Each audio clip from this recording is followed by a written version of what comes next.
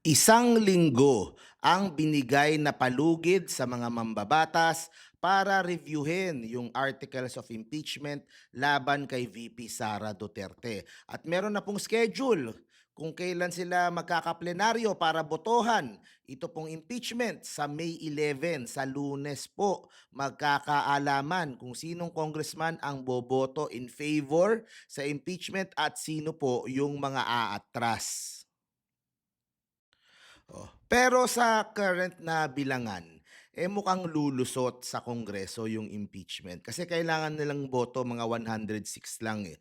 Yung dalawa sa mga pinakamalaking partido sa Kongreso, majority ng kanilang miyembro will vote for impeachment.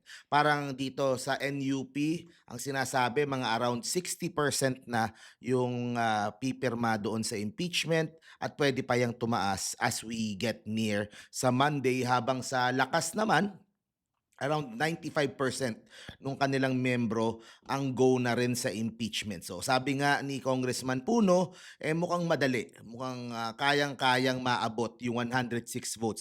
Ang pinag-uusapan na lang ay kung maaabot ba yung 200 na nakuha last year, di ba? Kasi tuloy-tuloy yung pananakot na ginagawa ng mga DDS.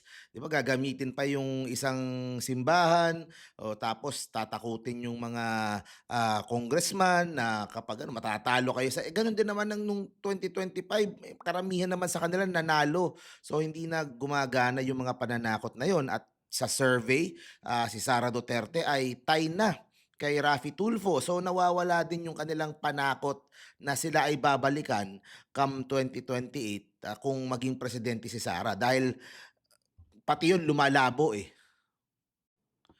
Oh, and to make matters worse para sa mag-asawang Duterte Carpio, ay balak silipin ng BIR yung finances nilang mag-asawa. Kasi nakita nagulat tayo doon sa 6.7 billion na ni-report ng AMLAC, di ba?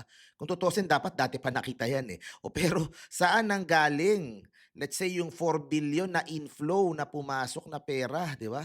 Anong negosyo yung nagbigay sa inyo noon, at bakit hindi nyo nare-report sa BIR na meron pala kayong ganyang kalaki na kita? So yan po ang sisilipin ng BIR sa mga susunod na linggo at buwan. Kaya po additional problem para po kay VP Sara at kay Attorney Manscarpio. So yung impeachment, iniisip na nila magbobotohan sa Lunes, o tapos pati itong BIR kailangan pa rin nilang problemahin ngayon kung paano nila i-explain yung ganung kalaking transaksyon sa mga bank accounts nila.